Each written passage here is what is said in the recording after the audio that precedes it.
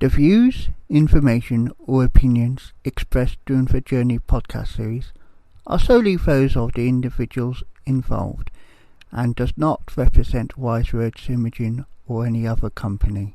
Wise Words Imaging is not responsible and does not verify for accuracy. Any of the information contained in the podcast series is available from the respective owner. Enjoy the show.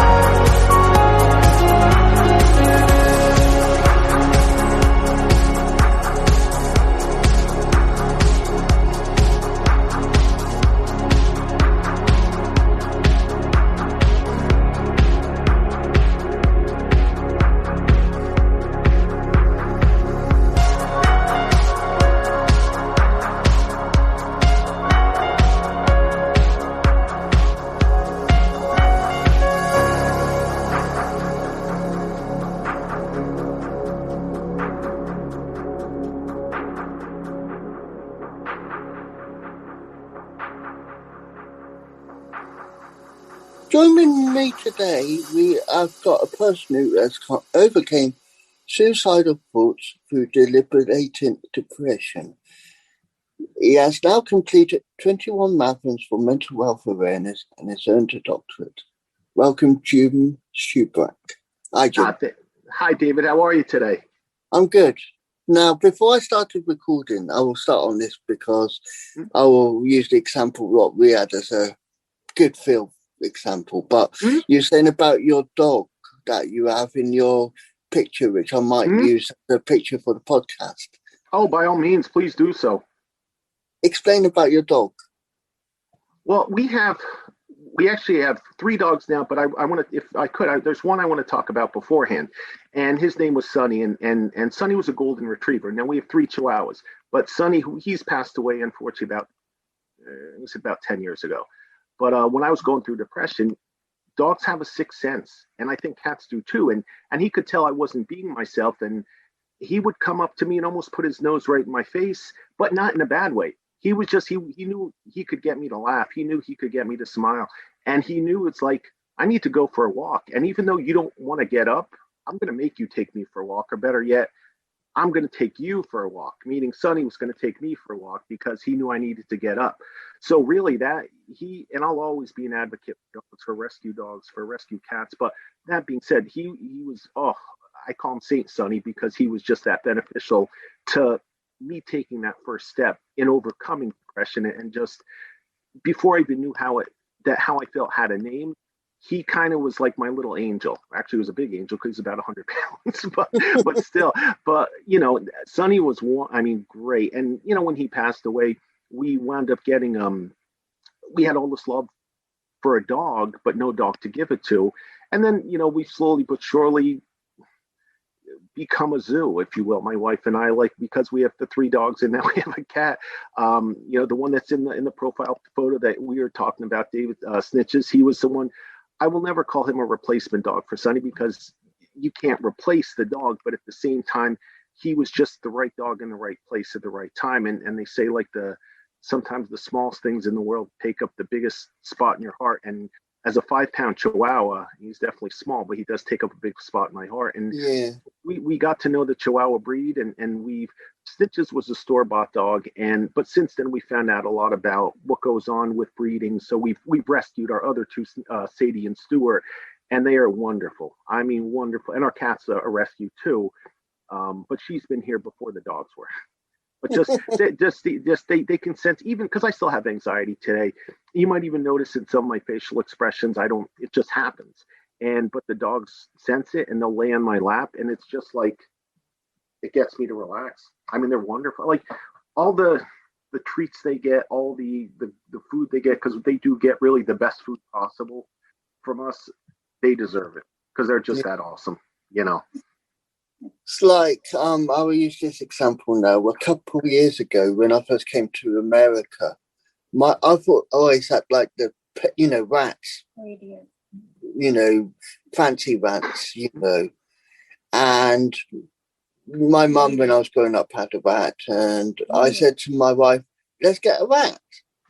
Now, obviously, she was new to having rats, and she thought, how it is, you get hesitant. But we got this rat. We named it Cosmo after the cosmos and after Carl Sagan. But he was a pure white rat, and nothing wrong with him. But the funny thing is, he was so understanding. When you was down, he knew. He was always looking at you.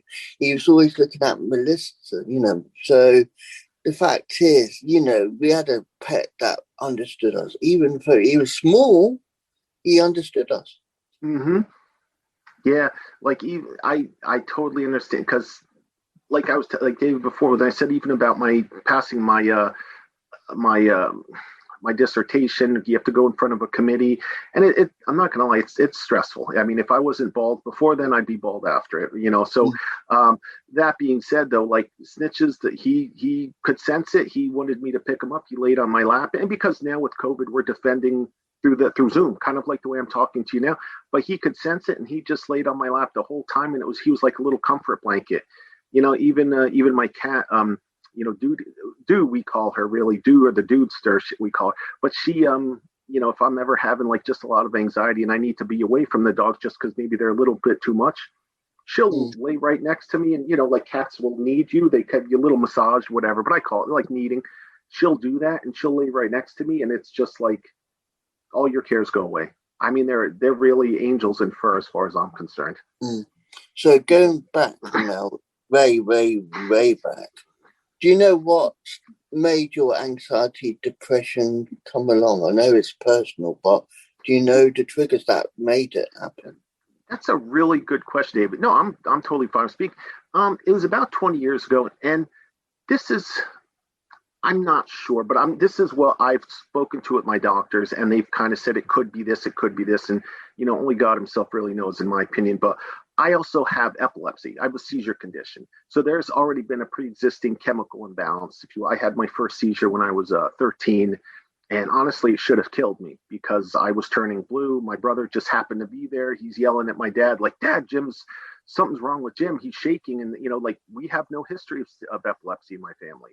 So I was the chosen one. So I've had a couple seizures, but I haven't had one, knock on wood, in over 20 years. I take medicine for it, and that's part of the reason why I'm bald. But the doctors think it could be potentially something with that it could have just crept back in.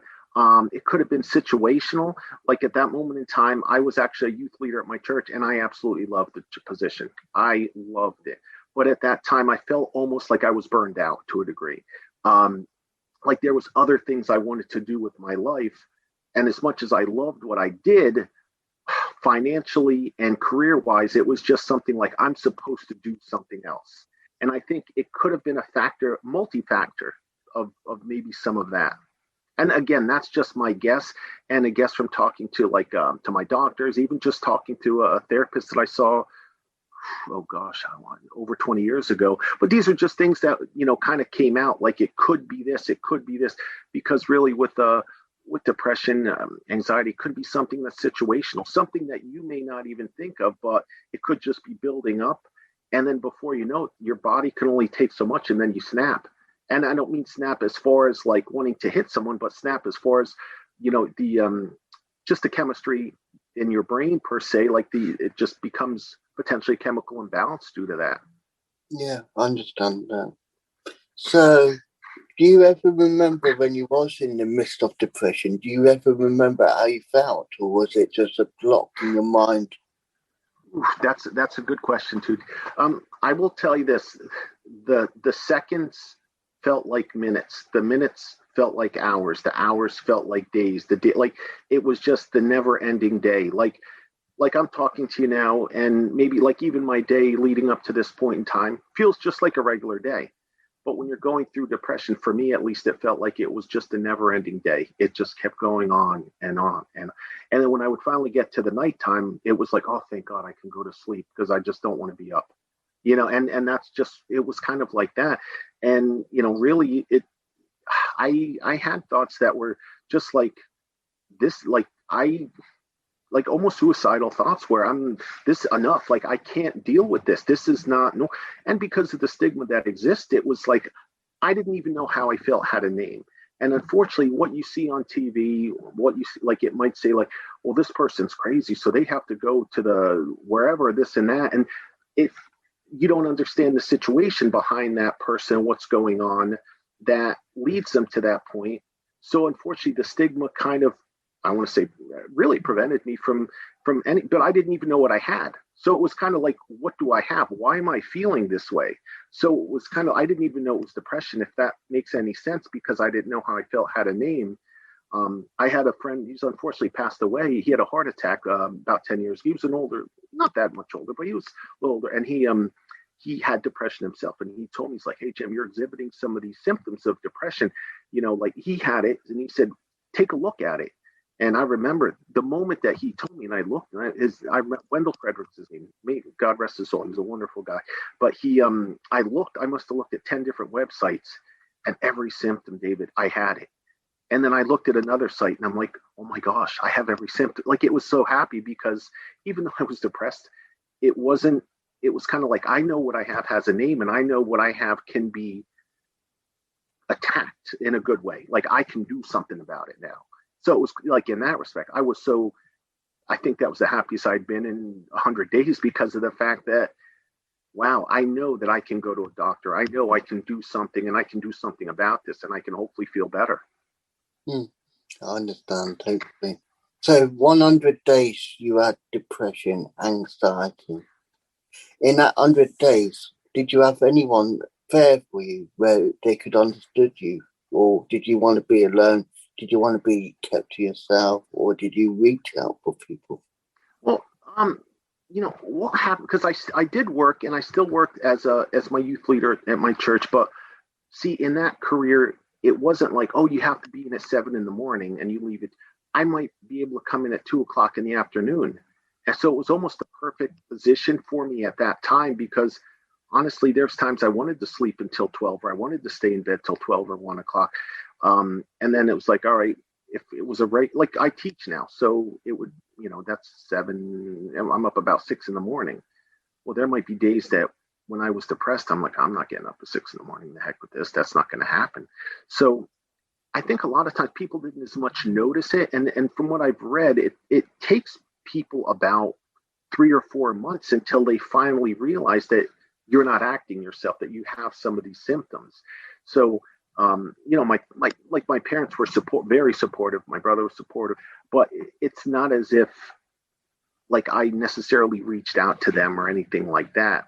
I mean, I did, it's kind of tough because it's tougher for me to even think back to that because my parents and my brother have been always super supportive of me. I have some very close friends who are always very supportive of me. And it was more so once I was diagnosed with the depression, and they knew like, okay, now we need to know how can we support Jim? And then they were awesome. They've been amazing.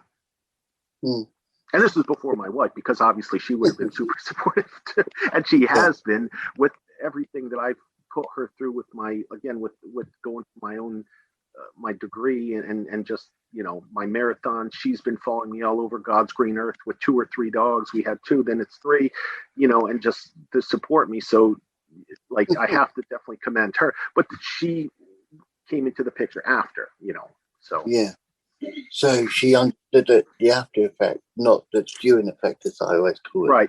Yeah. So she came like afterwards. Like we actually had met when we were in high school. A friend was trying to set us up, and I only wanted to talk about soccer, and that was it. I was a senior and she was a freshman.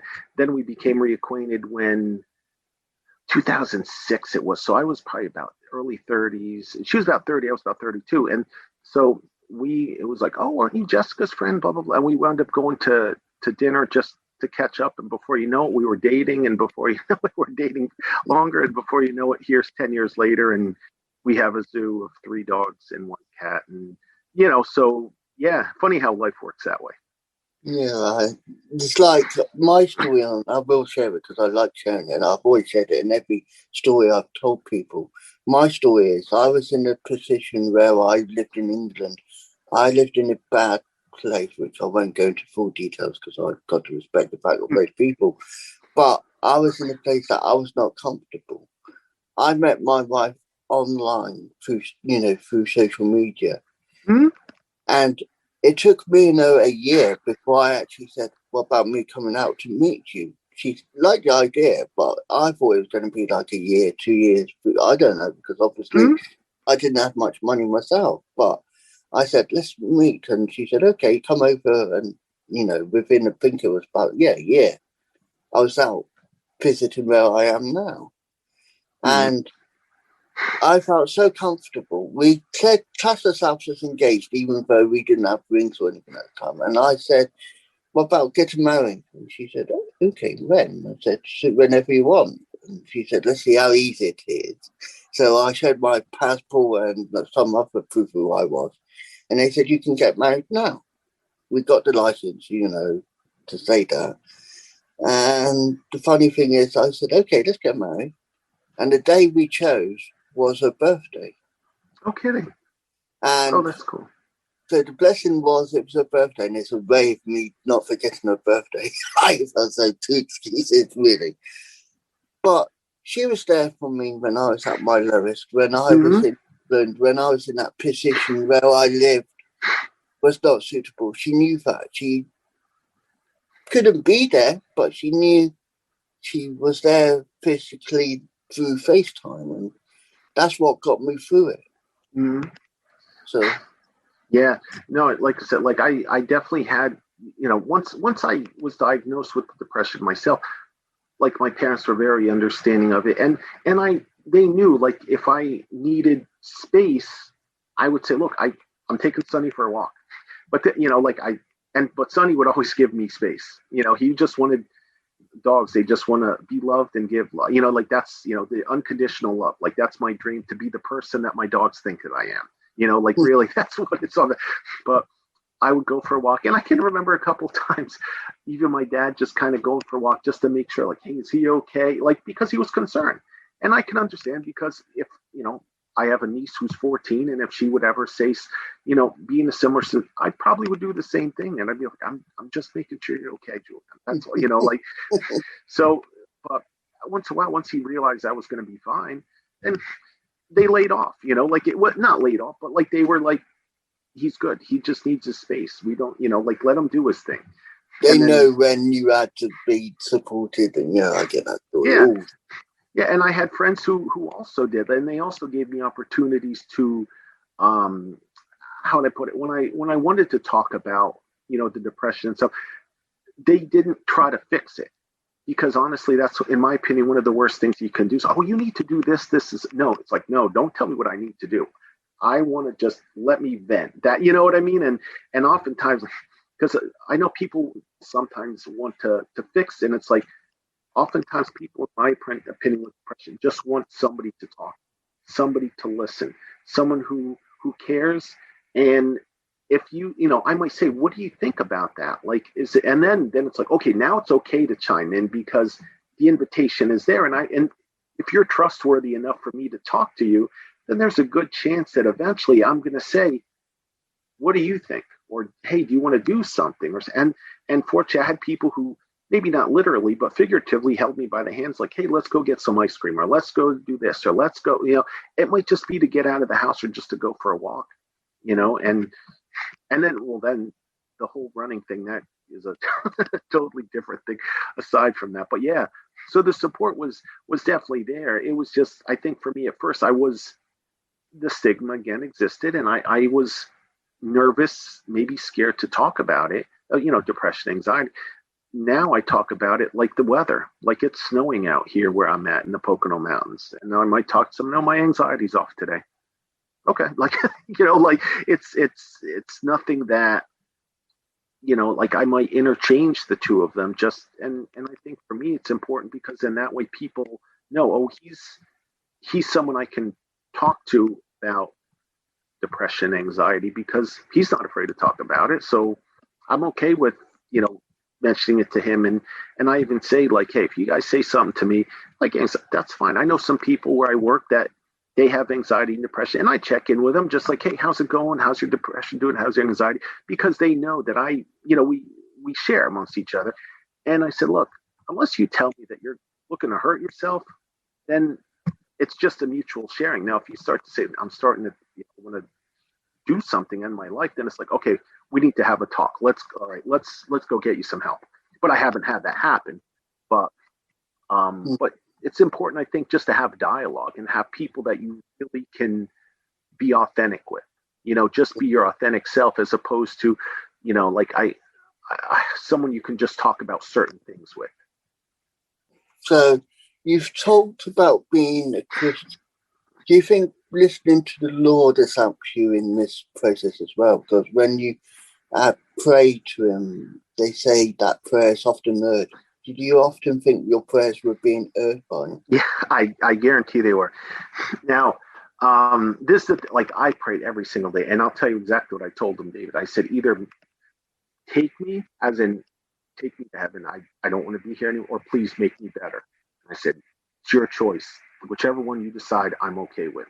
But I said, I'm not going to do it myself. I'm not going to hurt myself.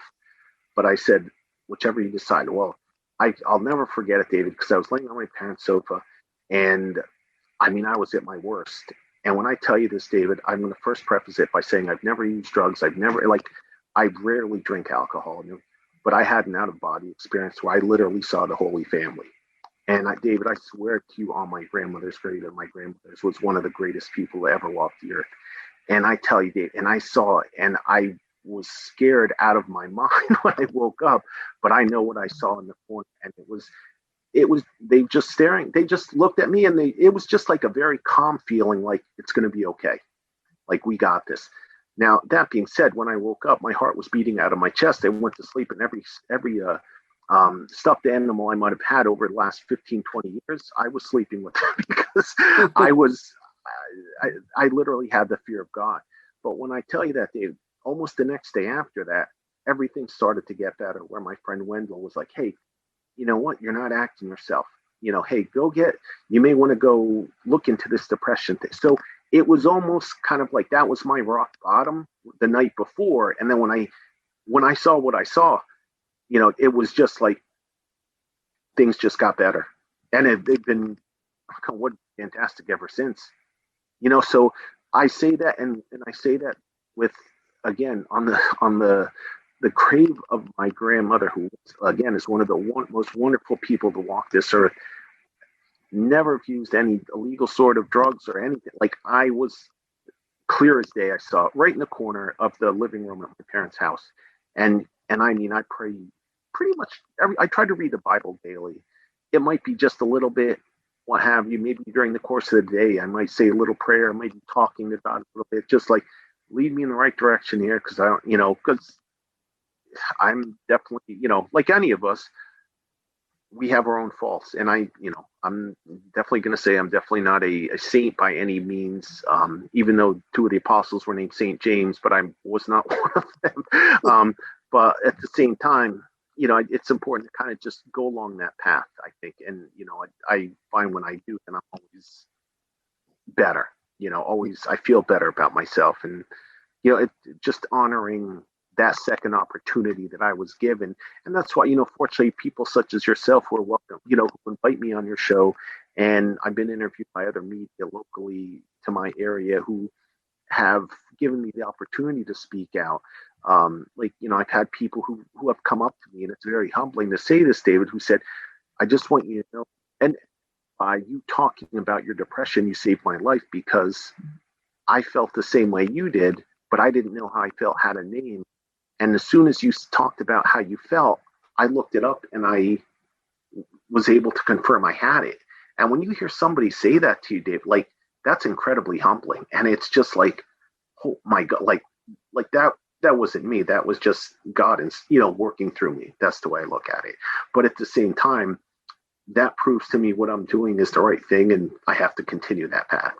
I choose to continue that path. Like, just, it's not, it's something that I'm very passionate about.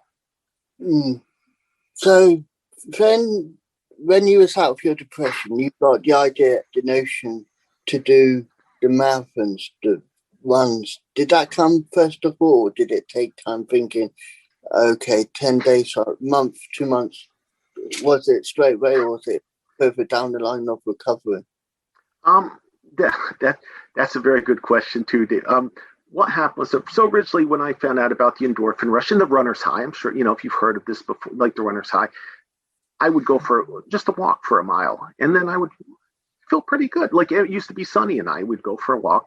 Well, then before you know, here I am walking 2 miles, 3 miles, and then I would start to run. And when I say run, slow, very, very painfully slow. But I would still, and I'm still painfully slow, but I would still go slow. And before you know it, I'm training for a 5K. I did a 5K, and I'm like, oh, that's kind of cool. Like, I like that, and I felt really good afterward. But I'm going to say, do as I say, not as I do, with what I'm about to tell you, Dave. Most people will say you go from a 5K to a 10K to a half marathon to a marathon. That's really how you should do it. That's the progression. I went from a 5K straight to a marathon. Please, no one do that. That's like, but so I went from basically go 5K to a 42K. So not in the next day, but like, I started training because I just loved the way I felt when I ran. It was like, this is awesome. Like, are you kidding me? Like, this is fantastic. Like, so I remember training. It was about a couple years after I overcame my depression. I started to train for one in Scranton, Pennsylvania, called Steamtown Marathon. It's a great marathon up in that area. And I've done that one about 5 or 6 times now. But the first one, it's always the toughest one, I won't lie. When I was standing at the starter's line, this is before my wife and I were together. I mean, I could have literally gone to the bathroom at the starter's line. I was that nervous. Like, I was like, oh, what am I thinking? What am I doing here? Like, and then when you finish, I was like, holy cow, I actually did it. And a lot of people, I'm not going to lie, I'm in the pain for a couple of days, but then after the pain goes away, you're kind of, it's an addiction. Like, I was like, wow, I'm going to do it again. And, but then before you knew it, I remember saying to myself, well, I've lost 100 days of depression. And I look at a marathon as getting a day back of my lost days of depression. Now, can I really get that 2 days back? No, I can't. But figuratively, yeah, sure. Why not? Because when you're doing a depression, you're doing the marathon. That marathon I look at as a day, but then the day within the day, it's almost like 2 days is how I see it. And so that's why my end goal is 100. And I mean, I finished 21 so far. And again, I'm very slow. If you look at finishers' times, just look at the last page, David. That's all you have to see. The last page of finishers. You'll see my name somewhere there. My best time, I think, is 5 hours and 16, 18 minutes. But if you've ever seen a goalkeeper, the legs that a goalie has, that's my stature. My dad was a running back in football. He has the bigger calf muscles. I'm his son. I have bigger calf muscles. So I really don't have a runner's body. I have a sprinter's body. So God had other plans. Put it that way. But that's kind of where it's at. Like, so I now, unfortunately, the last 4 years, I've kind of been on hiatus because of my studies. But before that, I did 4 marathons in 4 months. That was 2016. And then before that, I think it was 2014. I did 3 in 3 months. It was 2014. I did 3 in 3 months.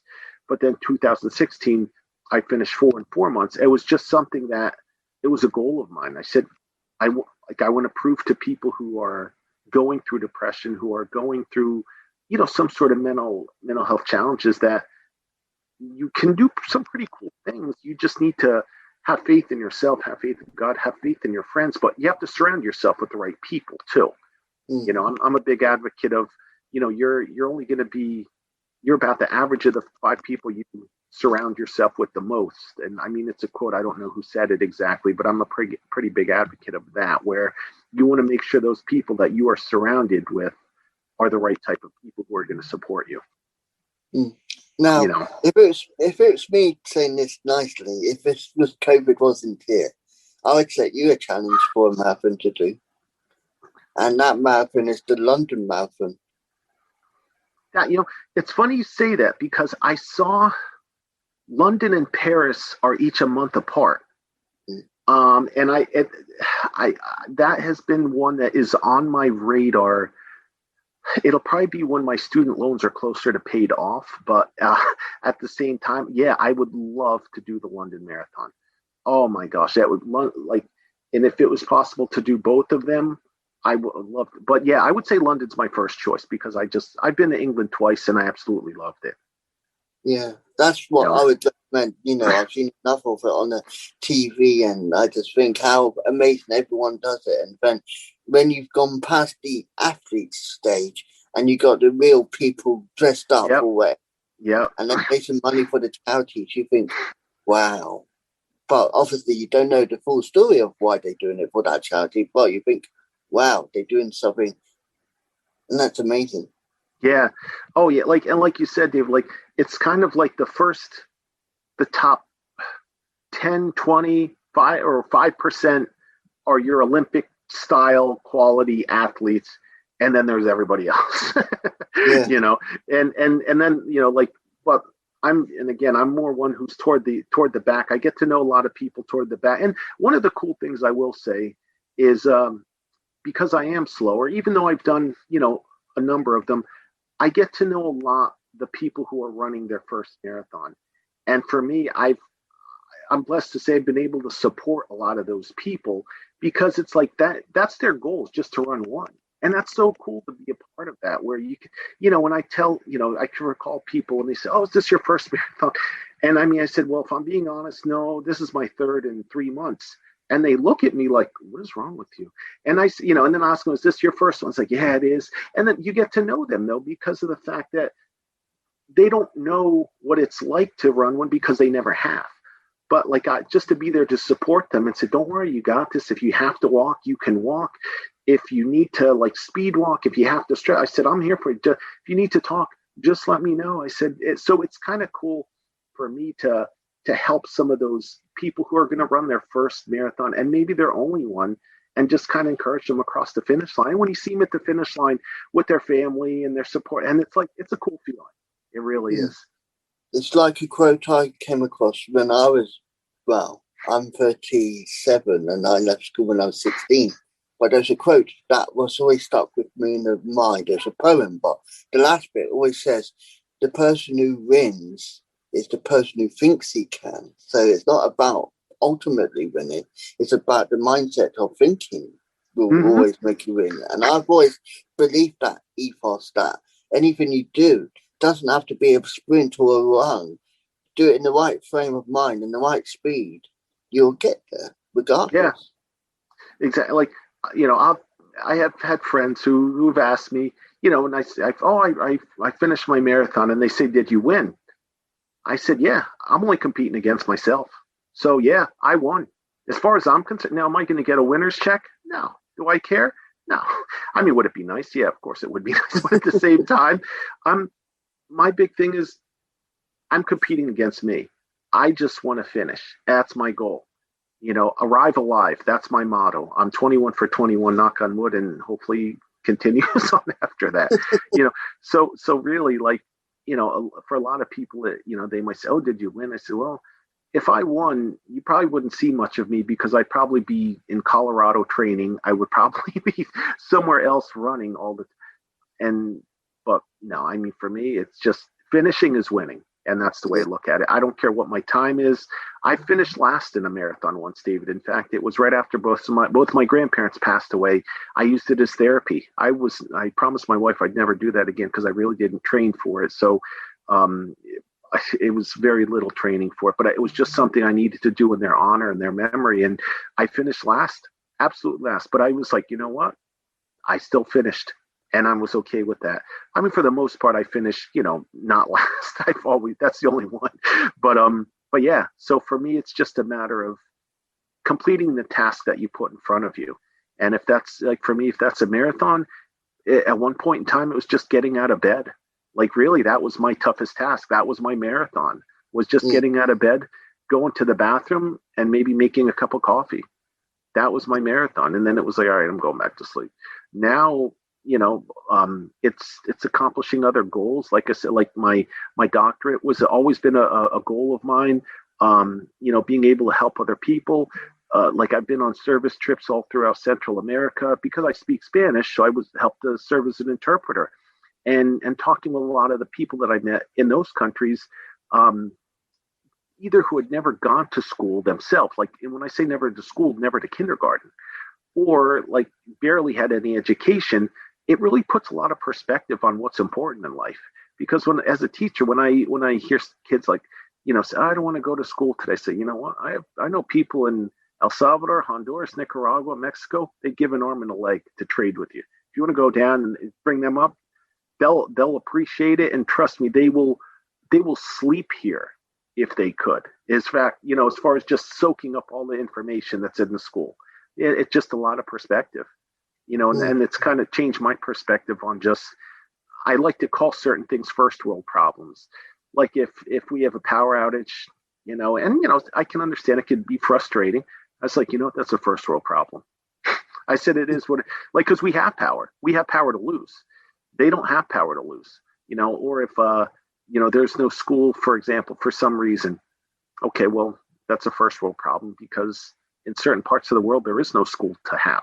There's no opportunities. So, for me, I kind of have seen things through different eyes. And sometimes it's just kind of, it's cool to take a step back and really, see what's important. Like, is this a life or death situation? And that's kind of what depression kind of taught me when I overcame it. It's like, is what I'm getting frustrated about a life or death situation? Is it really that important? If it isn't, then why am I complaining? Then it's kind of like take a step. So that's one thing that's kind of done. And then I go usually play with the dogs or my cat or something like that. And they then they're pretty good about cheering me. Or I'll listen to music. I love music. Like I have, music's been very quickly. Yeah, like music, it's very, especially certain music. Like it depends on the mood I'm in. Like if I'm training for a race, then the music I listen to could be totally different than what I'm doing. Like if I'm just trying to relax, like if I'm training for a race, I might have Welcome to the Jungle by Guns N' Roses. I might have Kashmir by Led Zeppelin on. I might have Who Are You by The Who, like just pumping me up. Like, okay, I'm getting through this, and I don't care what it is. If I'm looking to relax, it might be something that, like, We Built the City on Rock and Roll, or something by Starship, or by King of Wishful Thinking by Go West, or so. Just I love Hall and Oates. I love Chicago, like bands like that. Brian Adams, I like. So, but that might be just stuff where I just sit here and just, and just relax. So or it might even be classical music. When I mean like Beethoven, Mozart, something where I can just breathe and almost meditate a little bit and just, take deep breaths, relax, get my heart rate down, and just get back at it again. Well, because I've experienced depression and anxiety myself, I always find a happy medium now listening to Vangelis. Now, Vangelis is known for, and I will use the analogy here because you've done it, Chariots of Fire, which is a theme to someone doing something in the running perspective. Now, when you hear Chariots of Fire and you actually see the actual video, yes, you do see Vangelis on the keyboard, whatever, but you don't see any music in front of him. And when you see the actual, what he uses, he's using a projector of a film, no sound. And he's using his mind just to create what he sees in front of him. Yeah. And, but, you know, he's very shy, he's very, very withdrawn, he's a very non-public person. And I'd put that down to depression and anxiety as well. But it's just amazing how he can come up with such beautiful music just from looking at pictures or videos that's got no sound. Yeah. No, it's like I oftentimes say like music is really like one of the languages of the world, because it doesn't matter where you come from, but it can speak words that only like that anyone can understand. It doesn't matter if you are from Spain, if you're from France, from Japan, like music can really transcend all languages. And that's my two. I just strongly believe that. And certain songs mean, I mean, like you hear certain song, we might hear the same song, David, and you might get a different feeling than I get, about that same song, and because of whatever memories you have, like and it's kind of neat in that respect. So it's like I was listening to the radio station on the phone earlier, to the old radio station I used to volunteer for in England. Now, I asked for this a couple of weeks ago, so I knew it was coming up. But at 7 o'clock in the morning, and it was 12 o'clock there, and he said, this song's playing now for David. And I'm thinking, thanks. And I will applaud him for playing it. But it was Avicii, Wake Me Up. Now, the thing behind that, I used to be his junior producer of his show, and we used to guarantee every week play Avicii, Wake Me Up for breakfast. Oh, and yeah, it's a great song. And because it was 7 o'clock American time, it just brought back the memory. I said, it feels like I'm doing breakfast again with show review because you're playing. Oh, for sure. Oh, it's such a good song, too. Such a good song. Yeah. And even the video of that, because obviously it's about a girl who lips out at the middle of the night just to go to this party. But the point is, when you hear the words, that's what makes the images better, I think. Yeah. Oh, I agree. Like, it just speaks to who you are. It speaks to the person. Yeah. That is what Avicii's about. Sadly, he's gone. But to some of his songs, he had the right sort of notes. And I know he had, I think it's, I forgot who sang the actual words, but just the music with the words, just it's. Yeah, that wasn't Aloe Blanc, was it? No. Yes, it was. Aloe Blanc? Is that who? I wasn't 100% sure, but okay. Yeah. But you listen to the original and then you listen to the upbeat, you got the two comparisons again. Yeah. So no, true. So true. It's like another example of two versions of songs. Evan by Bryan Adams. DJ Sammy released it. Mm-hmm. Two different meaning songs. Oh, yeah. But one was slow, one was upbeat. Yeah. Oh, yeah. Yeah, I've seen him perform that in concert, actually. Oh, he was fantastic. Bryan Adams, that is. Yeah. We saw him perform in upstate New York, actually where Woodstock was, where Bethel Woods, where Woodstock, the actual original Woodstock was. There's a outdoor concert arena now. And, it's beautiful there. It's so nice. There's a museum there and the whole bit. My wife and I have gone up to see a couple shows. Bryan Adams was one of them. We saw Hart perform up there with Sheryl Crow. It's fantastic. Fantastic. So, Jim, if you was to give a message to the viewers and listeners now, I say viewers and listeners because this will be on YouTube and the podcast. Sure. What message would you give to someone who would be listening or watching this now? What would you say to them now? The big thing is don't lose hope. Don't lose hope. Have faith in yourself. Surround yourself with people who truly care about you, who truly will support you, because those are the people who you're going to find out in a hurry who is going to be there for you for the long haul. But really, don't lose faith in yourself. Don't lose faith in God. That I really believe He'll support. But you need to reach out. You have to know. It's almost like any relationship. You have to talk. In other words, it's not just going to magically happen. Like my experience is, it was a lot of praying. And I tell you, the moment that happened, the next day, it seemed like people say, oh, that was like magic or coincidence. And that was not a coincidence. That was not a coincidence. I mean, I know what I saw, and I will never forget it for the rest of my life. But yeah, don't lose faith in yourself. Don't lose faith, in what you can overcome. Because I mean, when I say this, I say it like humbly, because really, as far as I'm concerned, David, like if it weren't for my friends, for my support, for God, like I wouldn't be here.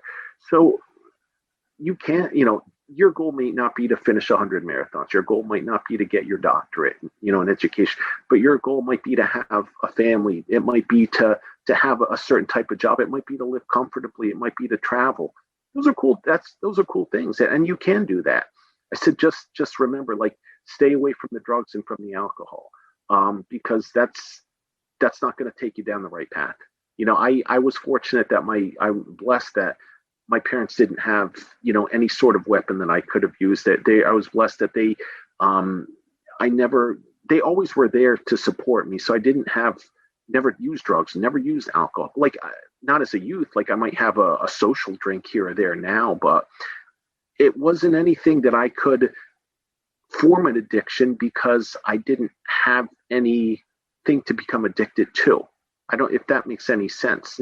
So if you are like, get help, because it's okay. There are people out there that want to help. I mean, when I told my doctor about the depression, and I was all nervous, and she was like, Jim, trust me, you're not the first who's told me about depression, and you're definitely not going to be the last. She said, don't worry, like, please, I have heard, I can't tell you how many people I've had on my patients who have depression or anxiety or ADHD or some form of a mental health challenge.